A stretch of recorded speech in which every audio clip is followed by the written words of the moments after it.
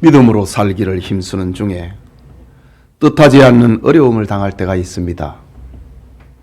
이해할 수 없는 어려움이 오래 계속될 때 낙심하고 불신앙에 빠지기도 합니다. 이런 일을 당할 때 우리는 어떻게 해야 할 것인가? 우리는 하나님의 섭리를 깨닫고 든든하게 서 있어야 됩니다. 하나님은 모든 것을 아실 뿐만 아니라 나를 가장 선하고 아름다운 것으로 인도하시고 예비해 주시는 분이기 때문입니다. 오늘 성경에 요셉이 그랬습니다. 그는 형들의 미움을 받아 노예 상인에게 팔려 애굽에 옮겨졌습니다. 보디발의 집에 팔렸습니다.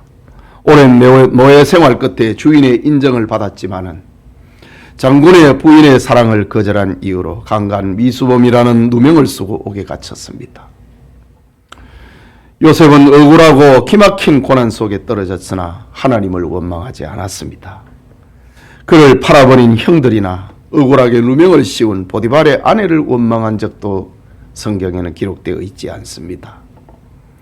요셉은 다른 죄수들과는 달리 감옥에서 마음 깊은 곳에 평안을 잃지 않았습니다. 그의 얼굴에는 기쁨이 있었습니다. 맡긴 일에 성실하고 최선을 다했습니다. 그리고 그의 일은 결과는 좋았습니다. 간수장은 요셉을 감옥 관리자의 자리에 앉혔습니다. 39장 23절에 재반 사무를 요셉이 처리하고 간수장은 그의 손에 맡긴 것을 무엇이든지 살펴보지 아니하였으니 이는 여호와께서 요셉과 함께 하심이라 라고 성경은 이렇게 감옥에서의 요셉의 삶을 정의하고 있습니다. 하나님이 함께하는 사람의 능력은 이런 것이라는 말이지요. 바울도 이렇게 표현을 합니다. 고린도후서 4장 7절과 10절에 우리가 이 보배를 질그릇에 가졌으니 이는 심히 큰 능력은 하나님께 있고 우리에게 있지 아니함을 알게 하려 함이라.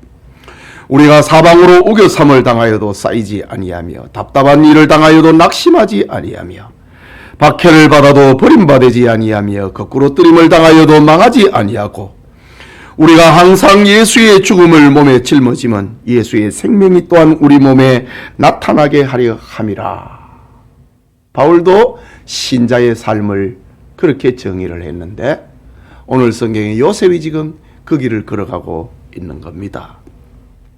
믿음의 힘이라는 것은 이렇다는 거지요. 꿈을 가진 자 비전의 힘은 이런 것입니다. 믿음은 내 안에 있는 절망과 어두움을 걷어낼 뿐만이 아니라 다른 사람의 마음속에 있는 절망과 어두움까지도 걷어내고 신뢰를 심어주는 것, 그것이 믿음입니다. 하나님께서는 요셉에게만 이런 선한 계획을 세우고 계신 것이 아니고 오늘 우리에게도 그렇게 하십니다. 시편 34편 19절에는 의인은 고난이 많으나 여호와께서 그의 모든 고난에서 건지시는 도다 라고 약속하고 있습니다. 하나님이 건져주신다 이거지요.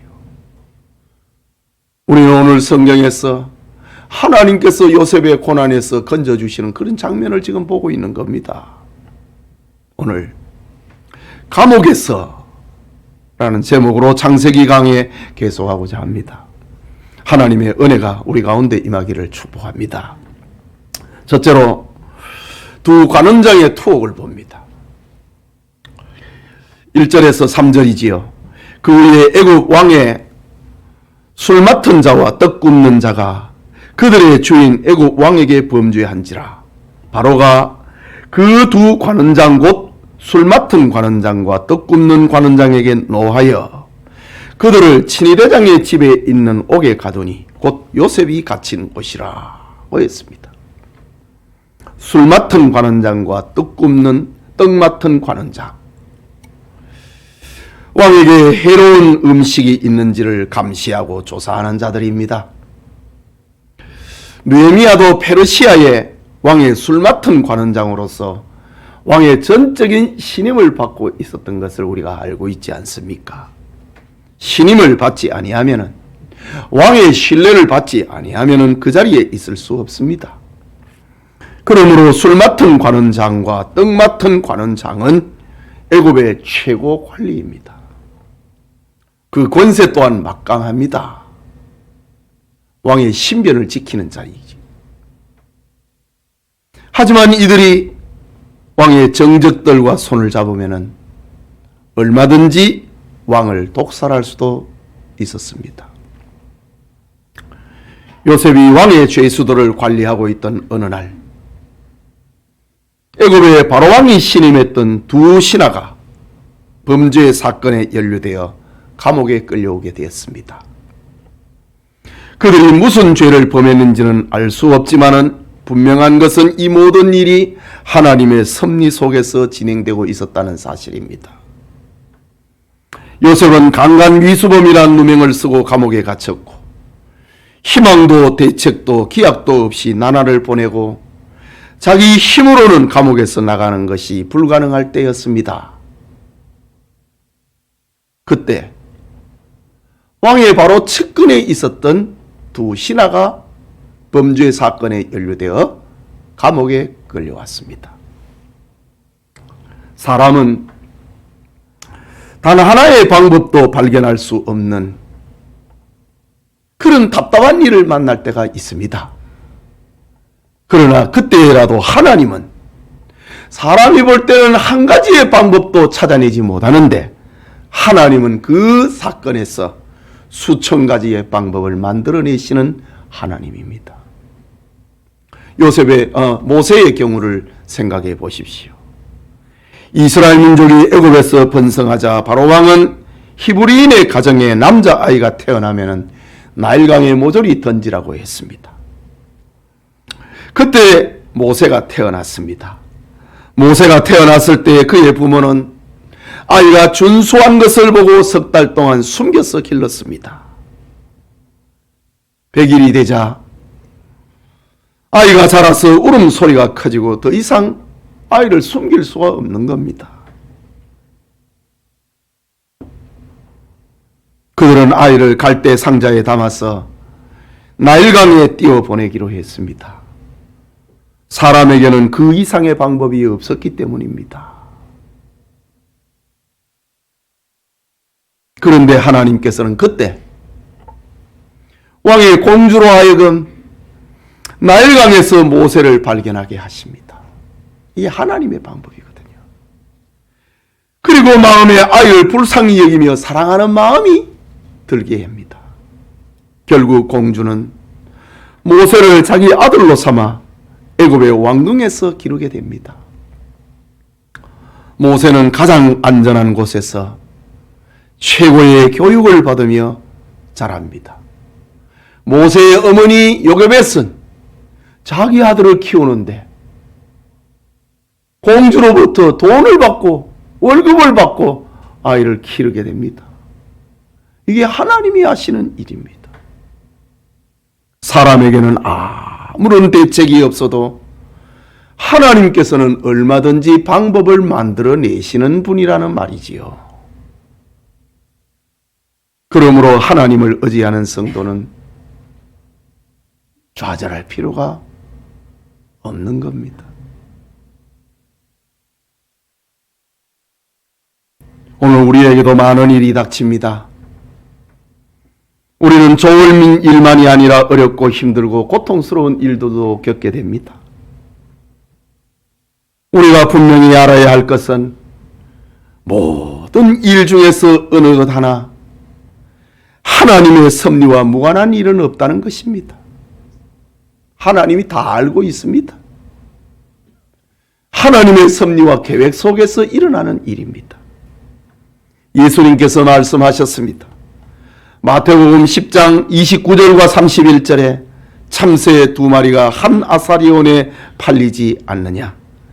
그러나 너희 아버지께서 허락하지 아니하시면 그 하나도 땅에 떨어지지 아니하리라.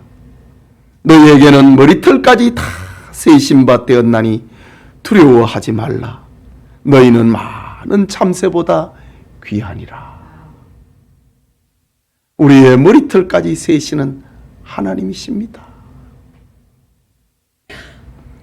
누가복음 12장 6절에는 또 말씀하십니다. 참새 5마리가 2 아사리온에 팔리는 것이 아니냐. 그러나 하나님 앞에는 그 하나도 잊어버리시는 바 되지 아니하시는도다 라고 합니다. 즉 시장에서 거래되는 참새뿐만이 아니라 손님과 주인이 흥정을 하고 한나사리원에 참새 2마리인데 2아사리원에 참새 1마리를 끼워줘 갖고 5마리가 팔린다 이거지요. 주인과 손님이 흥정하고 1마리를 더 물어주는 것에도 하나님의 섭리가 있다. 하나님께서 허락하지 아니하면 될 수 없느니라고 했습니다.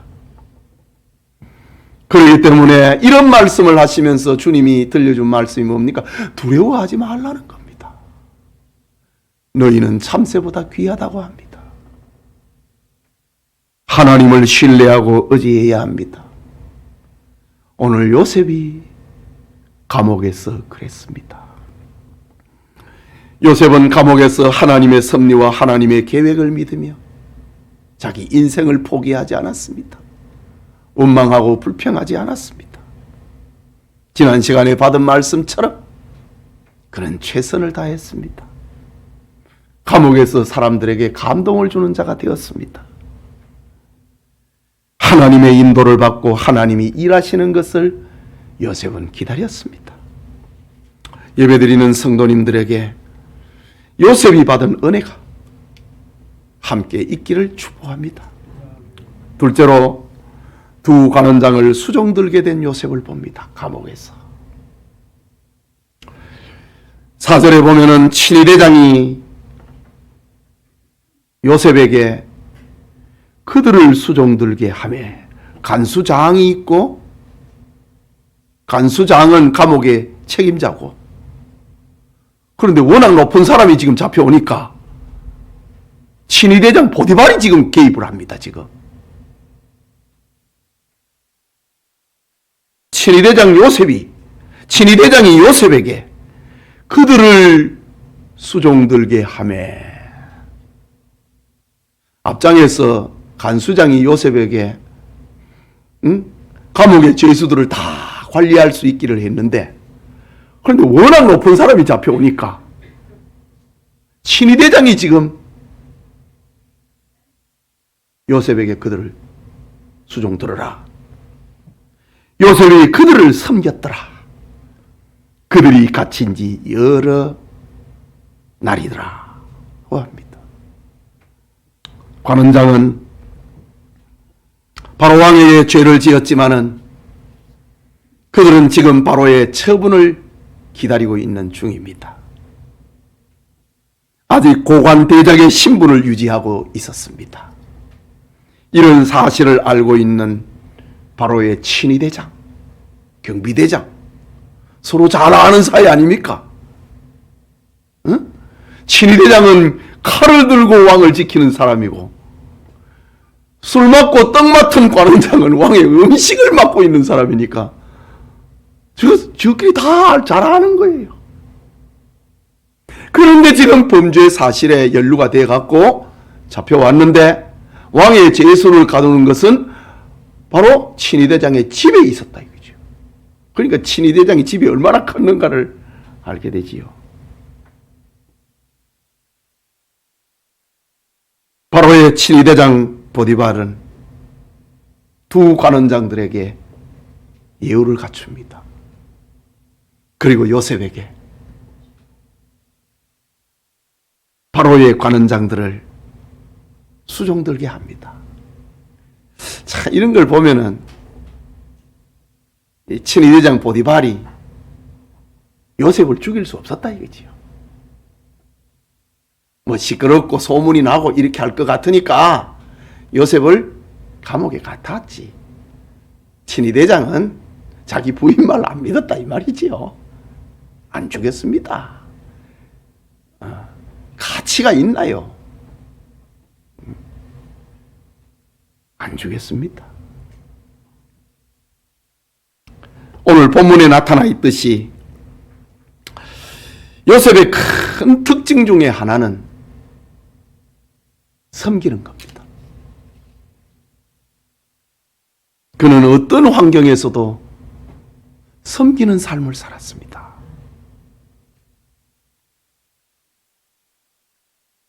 아버지의 아들로 집에 있을 때나 보디발의 집에 종으로 있을 때나 누명을 쓰고 감옥에 있을 때나 그의 섬기는 태도에는 변함이 없습니다. 훗날 애굽의 총리가 되었을 때에도 섬기는 그의 삶은 변함이 없었습니다. 그는 바로 왕과 애굽 사람들만 섬겼을 뿐만 아니라 아버지와 형제들과 그들의 모든 가족까지 섬겼습니다. 이런 삶을 살다가 요셉의 아버지 야곱이 죽었습니다. 요셉을 팔아버렸던 형들이 얼마나 겁이 났겠습니까? 떨고 있었습니다.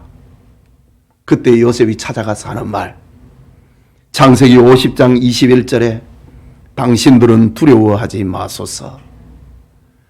내가 당신들과 당신의 자녀들을 기르리이다 하고 그들을 간곡한 말로 위로하였더라.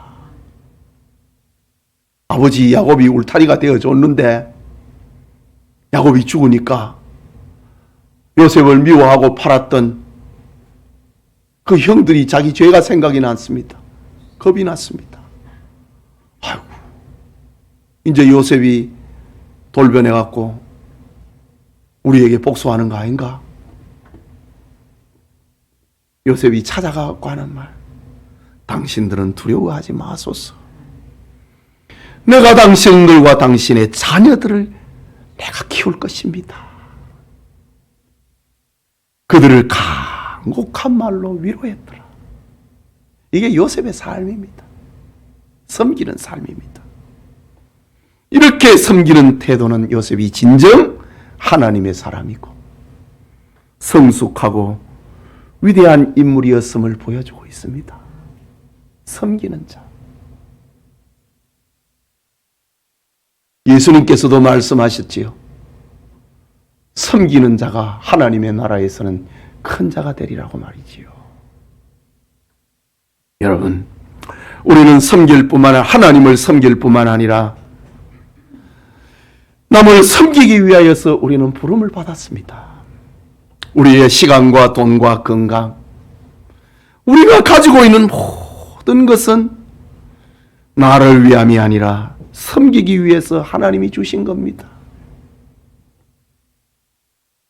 그러나 우리의 죄의 본성은 남을 섬기기보다는 자기를 위해서 살고자 하는 이기적인 본성을 가지고 있습니다. 그러나 이런 삶은 인생을 낭비하는 겁니다. 하나님께서는 우리가 빼앗고 챙기고 끝없이 저장하는 인생으로 살도록 만들지 않았습니다.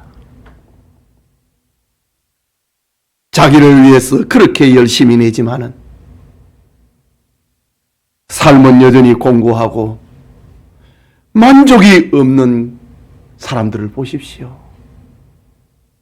하나님의 뜻대로 안 사니까 그렇습니다. 하나님의 지으신 뜻대로 사는 사람, 섬기는 삶을 사는 인생은 의미 있고 가치 있도록 하셨습니다. 그래서 남에게 베풀고 도와주면 내게 기쁨이 있는 거예요. 그게 하나님이 우리를 지은 목적입니다. 그게 제대로 쓰는 겁니다. 그럴 때 삶의 가치를 느끼고 보람을 느끼는 겁니다. 자, 그리스도인들은 공부해서 남을 주는 겁니다. 돈 벌어서 남을 줘야 됩니다. 이게 그리스도인의 삶입니다. 열심히 공부해가지고 남 주는 거예요. 제품을 개발해갖고 사회를 유익하게 만드는 거, 그 남 주는 겁니다. 공부해가지고 남 주나? 맞습니다. 남 줍니다.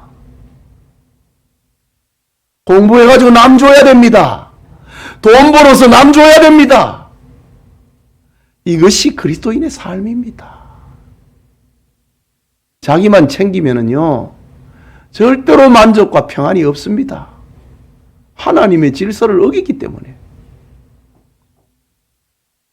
그러나 남을 섬기는 것은 죄의 본성을 거절해야 되기 때문에 어렵습니다. 그래서 베드로전서 4장 10절과 11절은 이렇게 말합니다. 각각 은사를 받은 대로 하나님의 여러 가지 은혜를 맡은 선한 청지기 같이 서로 봉사하라. 만일 누가 말하려면 하나님의 말씀을 하는 것 같이 하고 누가 봉사하려면 하나님이 공급하시는 힘으로 하는 것 같이 하라. 이는 범사에 예수 그리스도로 말미암아 하나님이 영광을 받으시게 하려 함이니 그에게 영광과 권능이 세세에 무궁하도록 있느니라. 남을 봉사하고 섬기면 그리스도를 통하여서 하나님이 영광을 받는다 이거지. 이것이 우리가 지음을 받은 목적이고 구원받은 이유입니다. 말하자면 우리의 힘과 우리의 능력으로 다른 사람을 섬기는 게 아니고 하나님께서 우리에게 주신 은혜와 은사로 남을 섬기는 겁니다. 지금 요셉이 감옥에서 이런 삶을 살고 있습니다. 억울한 누명을 쓰고 내가 저 왔는데 친위대장 보디발이 나를 감옥에 넣어놓고 또 두 관원장 보고 내가 섬기라고 두 관원장의 종으로 또 나를 시키나? 이렇게 생각하지 않았다 이거지.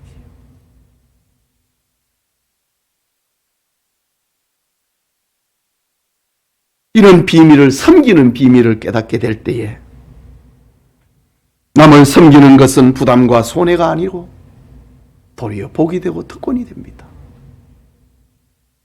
여러분, 공부해갖고 남을 줄 때 얼마나 기분 좋겠습니까? 돈을 벌어갖고 남 줄 때 얼마나 기분 좋습니까?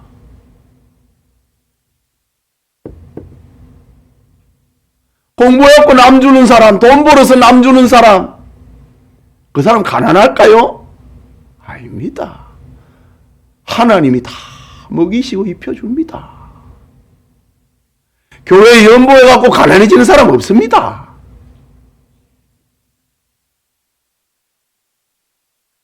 요셉은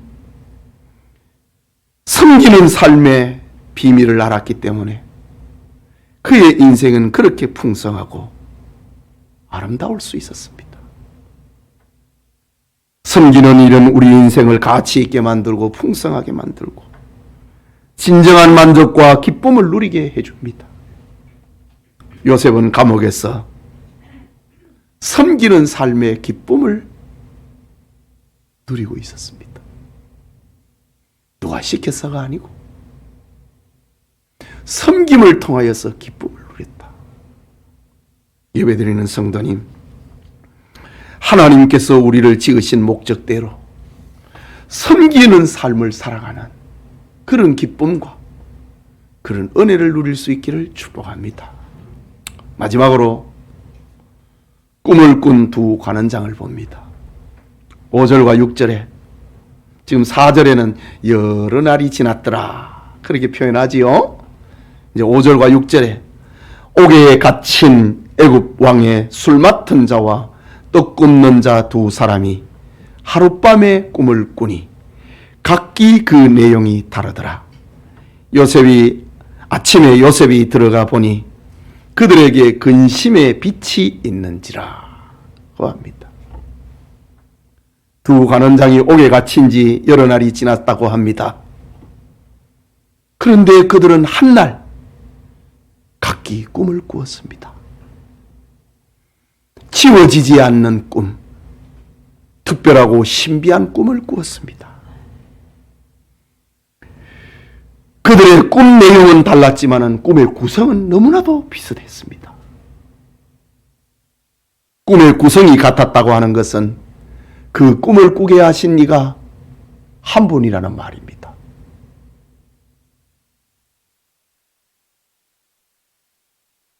그들은 서로의 꿈을 이야기하면서 자신들이 꾼 꿈이 자신들의 미래처럼 보였습니다.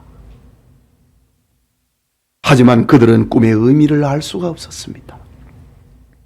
이때 보디발 장군의 명에 따라서 그들을 섬기던 요셉이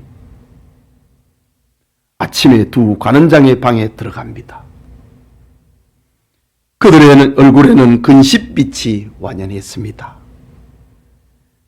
그들의 안색을 살펴보던 요셉이 묻습니다. 7절과 8절에 요셉이 그 주인의 집에 자기와 함께 갇힌 바로의 신하들에게 묻되 어찌하여 오늘 당신들의 얼굴에 근심의 빛이 있나이까? 그들이 그에게 이르되 우리가 꿈을 꾸었으나 이를 해석할 자가 없도다. 요셉이 그들에게 이르되 해석은 하나님께 있지 아니하니까 청하건대 내게 이르소서 라고 합니다. 꿈을 꾸고 해몽할 수 없어서 근심빛을 띠고 있는 바로의 두 신하에게 요셉은 그 꿈을 자기에게 말해달라고 합니다. 요셉은 관원장들의 심각한 꿈을 꾸었다는 말에 하나님의 메시지가 담겨 있음을 직감합니다. 한날 꿈을 꾸었는데 그 구성은 같았다. 그리고 하나님께서 꿈을 주셨다면 그 꿈에 대한 해석도 주실 것으로 믿었습니다. 요셉이 하는 말, 해석은 하나님께 있지 아니하니까. 오늘 설교의 핵심입니다. 해석은 하나님께 있지 아니하니까 라는 말로 두 관원장을 위로합니다. 이것은 하나님의 주권을 믿고 하나님의 섭리와 계획을 확신하면서 나오는 요셉의 말이었습니다. 해석은 하나님께 있지 아니하니까. 사실 하나님이 주신 꿈이라면 요셉은 이미 체험적인 지식을 가지고 있습니다. 요셉은 똑같은 사건에 대해서 두 번이나 꿈을 꾸었다 이거지. 그런데 지금 관원장은 각기 다른 사람이 한날 꿈을 꾸었는데 내용은 조금 다르고 구성은 똑같더라는 거지요. 하나님께서 일찍이 요셉에게 특별한 꿈을 주셨지요. 요셉은 곡식의 창고가 되고 하늘의 별이 되는 하나님이 주신 꿈을 꾸고 그 꿈을 말하다가 형들에게 미움과 시기의 대상이 되고 애굽의 노예로 팔려와서 지금 11년째 지내고 있는 겁니다. 왜? 요셉의 감옥 생활이 2년이니까 그렇게 표현하지요. 요셉은 하나님이 자기에게 주신 꿈의 의미를 다 알 수는 없었지만은 하나님의 계획 속에 자기를 사용하고 있다는 것을 그는 믿었습니다. 그래서 요셉은 하나님이 주신 신비한 꿈을 얼마나 많이 생각했겠습니까? 어려울 때마다. 요셉의 꿈은 절망과 누명과 고통스러운 처지에 있을 때마다 그것을 이기는 힘이 되었습니다. 다시 본문으로 돌아오면은 요셉은 꿈에 대해서 오랫동안 묵상하여 오며 기도해 왔기 때문에 다른 사람의 꿈에 대해서도 그는 관심이 많았습니다. 꿈쟁이라는 별명을 얻었으니까. 그리고 하나님께서 그 꿈을 통해서 무엇을 말씀하고 계시는지 그것을 깨닫는데도 그는 익숙해지고 있었던 겁니다. 요셉은 꿈을 꾸고 근심하는 바로의 두 관원장에게 그 꿈을 말해 보십시오 라고 합니다.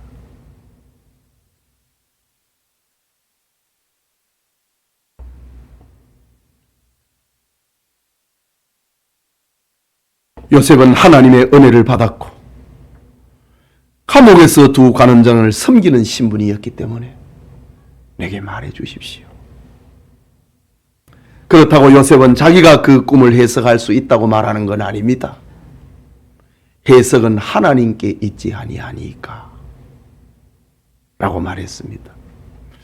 여러분, 당시에 애굽에는 박수와 술객들이 꿈을 해석을 했습니다.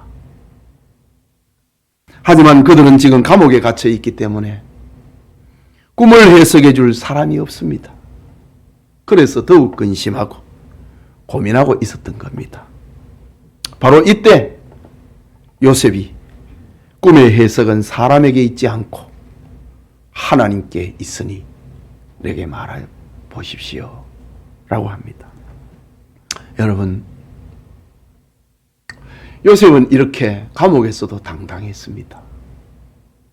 내게 말해보라고. 가진 자만이, 아는 자만이 할 수 있는 말 아닙니까? 여러분, 오늘 여러분은 어떤 문제를 가지고 있습니까? 우리 중에 고민과 근심, 그리고 문제가 없는 사람은 없을 것입니다.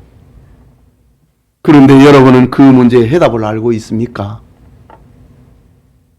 어찌해야 좋을지. 오늘 성경의 요셉은 분명하게 말합니다. 해석은 하나님께 있다고 말이지요. 여러분의 근심과 걱정의 모든 해석은 하나님께 있다는 것을 믿으시기 바랍니다. 지금도 하나님의 말씀을 깊이 묵상하며 기도하면은 하나님께서 주시는 답을 찾을 수 있습니다. 성도는 마땅히 모든 문제들을 성경으로 해석할 줄 아는 사람이 되어야 됩니다. 요셉은 문제를 해석을 했다. 이것이 바로 세상을 살아가고 있는 성도의 삶을 말합니다. 성도는 이 세상에 대해서 답을 줄 수 있는 사람이 되어야 된다는 거지요. 이게 그리스도인입니다. 우리는 세상의 끝을 알고 결말을 알고 있습니다. 그래서 사람들에게 해답을 알려줄 수 있는 사람이 되어야 됩니다. 요셉 보십시오. 내게 말하십시오. 해석은 하나님께 있습니다. 얼마나 당당합니까? 자신 없는데 내한테 말하라고 할 수 있습니까? 요셉은 하나님의 주권을 믿었다 이거지요. 하나님이 내 인생을 인도하고 하나님이 우리 모두의 인생을 섭리하고 있다는 걸 믿었다 이거지요. 그러니까 꿈을 내게 말하라고 합니다. 내가 알려주겠다 이 말이지요. 하나님께서 요셉에게는 꿈을 통하여 계시하였지만은 오늘 우리에게는 성경을 통해서 말하고 있습니다. 성경은 하나님이 우리에게 주신 꿈이고 성경은 하나님이 우리에게 주신 해설서입니다. 우리는 성경을 통하여서 믿음이 자라고 성경을 통하여서 하나님의 뜻을 알고 성경을 통하여서 우리는 하나님의 복을 받는 사람들입니다. 오늘 아침에 받은 말씀처럼 디모데후서 3장 15절 이후에 성경은 능히 너로 하여금 그리스도 예수 안에 있는 믿음으로 말미암아 구원에 이르는 지혜가 있게 하느니라.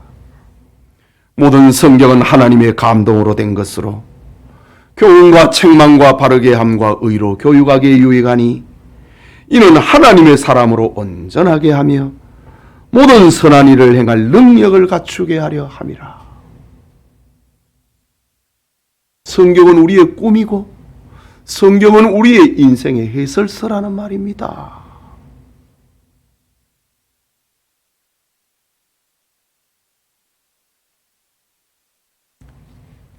시편 19편 7절에서 11절에 여호와의 율법은 완전하여 영혼을 소성시키며 여호와의 증거는 확실하여 우둔한 자를 지혜롭게 하며 여호와의 교훈은 정직하여 마음을 기쁘게 하고 여호와의 계명은 순결하여 눈을 밝게 하시도다.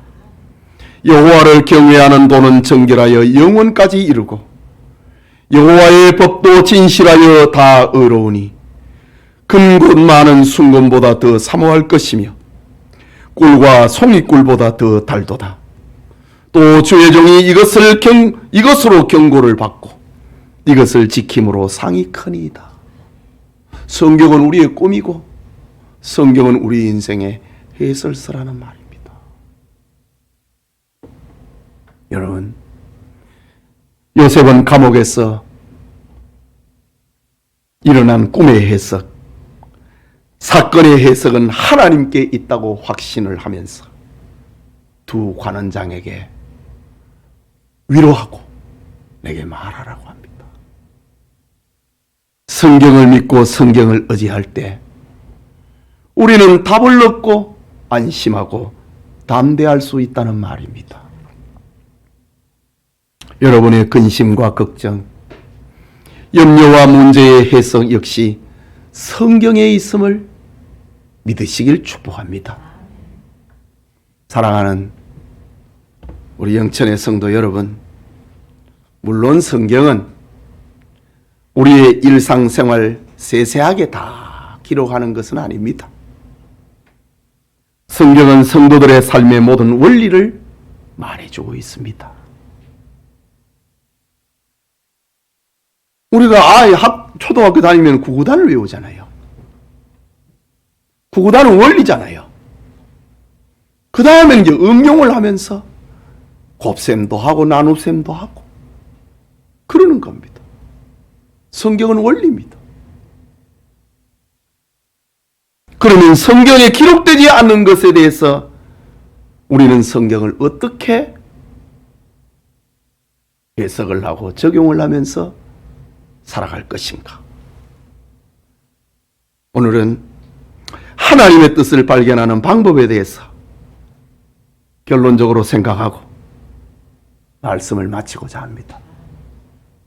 하나님의 뜻을 어떻게 우리의 생활 속에서 찾았냐?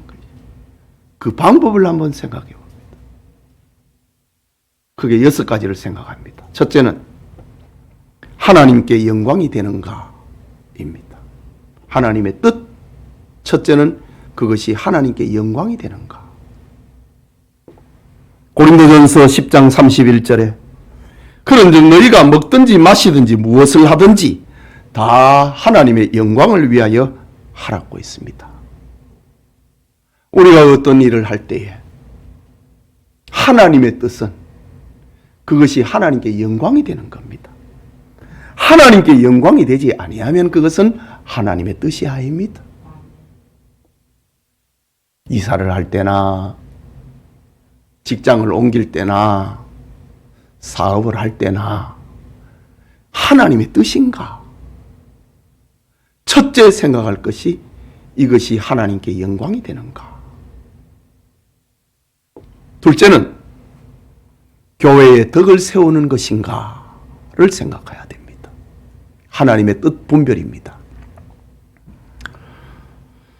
로마서 15장 2절에 우리 각 사람이 이웃을 기쁘게 하되 선을 이루고 덕을 세우도록 할지니라. 덕을 세워야 된다. 교회에 덕이 안 되면은 그거는 하나님 뜻 아닙니다. 교회에 덕이 돼야 된다. 하나님의 뜻 분별이. 세 번째는 내 이웃에게 유익한가? 입니다. 고린도전서 10장 23절과 24절에 모든 것이 가하나 모든 것이 유익한 것이 아니요 모든 것이 가하나 모든 것이 덕을 세우는 것이 아니니 누구든지 자기의 유익을 구하지 말고 남의 유익을 구하라. 그게 하나님 뜻이다. 이웃에게 그게 유익이 되는가? 다른 사람을 죽이고 울게 하고 손해를 끼치면서 혼자만 잘 살고 잘 되겠다고 하는 것은 그 하나님 뜻이 아니고 욕심입니다. 하나님의 사람은 복을 몰고 오는 사람이어야 됩니다. 하나님의 뜻은 나 홀로 기쁨이나 축복이 아닙니다. 요셉처럼 곡식의 창고가 되어가지고 나누어주고 하늘의 별처럼 많은 사람들을 길을 인도하는 겁니다. 다른 사람을 유익하게 하느냐? 그게 하나님의 뜻입니다. 넷째는 하나님의 뜻을 어떻게 찾을 것인가? 정말로 하고 싶은가입니다. 빌립보서 2장 13절에 보면은 너희 안에서 행하시는 이는 하나님이시니 자기의 기쁘신 뜻을 위하여 너희에게 소원을 두고 행하게 하시나니 라고 했습니다. 여러분, 마음에 소원이 없으면 기도도 없고 열정도 없고 노력도 없습니다. 그러나 내가 하고 싶은 거는 기도가 나오고 열정이 생깁니다. 하고 싶습니다. 하나님께서는 우리 마음에 소원을 둬가지고, 소원이 뭡니까? 하고 싶은 거 아닙니까? 하나님께서 우리 마음에 소원을 둬갖고 일을 하게 하신다 이거지요. 내가 정말 하고 싶은가? 그게 하나님의 뜻입니다. 다섯째로 하나님의 뜻은 기쁨과 평안이 있는가? 라는 겁니다.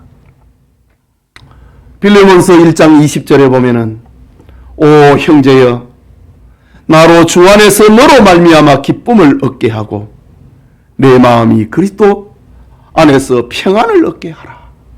하나님의 뜻은 기쁨이 생기고 하나님의 뜻은 내게 평안을 가져다 줍니다. 교회 생활을 하다 보면은 어떤 사람은 감정에 이끌려서 일하는 사람이 있습니다. 거기에는 기쁨이 없습니다. 평안이 없습니다. 오히려 불안합니다.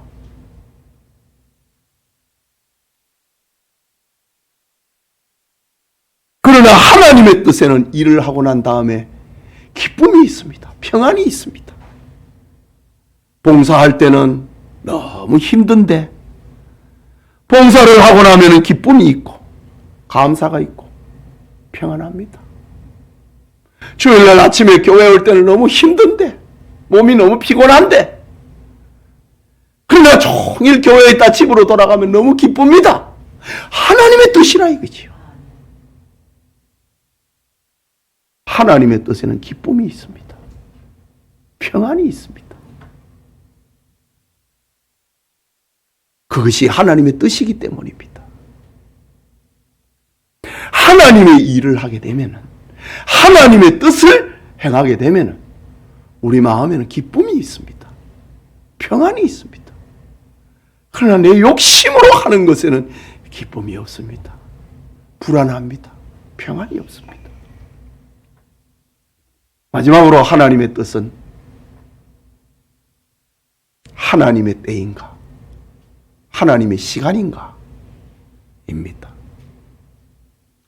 전도서 3장 1절과 11절에 범사에 기한이 있고 천하 만사가 다 때가 있나니 하나님이 모든 것을 지으시되 때를 따라 아름답게 하셨고 라고 합니다. 나의 시간과 하나님의 시간이 있습니다. 때를 분별하지 못하고 덤벼들다가 일을 그르칩니다. 그러나 하나님의 시간은 마음이 평안하고 그때는 지체하지 말고 일을 시작해야 하는 겁니다. 하나님의 때에는 마음의 평안이 있습니다. 여러분, 하나님께서 모든 인생을 주관하십니다. 요셉을 주관하신 하나님은 우리와 우리의 자녀들과 온 우주를 주관하십니다. 그 하나님의 섭리 앞에서 요셉은 감옥에 갇혔지만은 관원장을 통하여서 저 건너편에서 애굽의 총리가 되는 길을 열고 계셨습니다. 다음 시간에 생각하겠지만 요셉의 꿈의 해석을 통하여서 복직을 한 사람, 그를 통해서 요셉은 바로왕 앞에 서게 됩니다. 하나님이 길을 여는 겁니다. 만남입니다. 관계입니다. 그렇다면은 세상에서 가장 복 있는 사람은 하나님을 사랑하며 하나님을 신뢰하는 사람입니다. 요셉은 나는 하나님을 믿는다 이거지. 나는 하나님을 믿기 때문에 이 죄에 빠질 수 없다는 겁니다.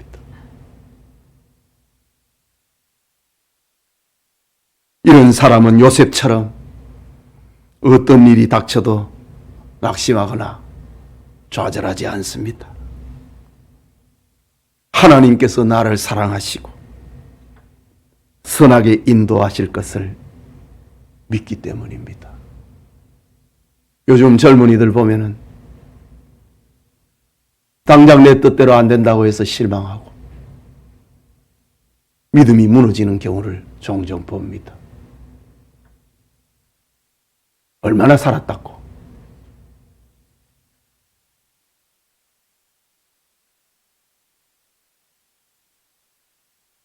요셉은 13년 동안 시험을 당했습니다.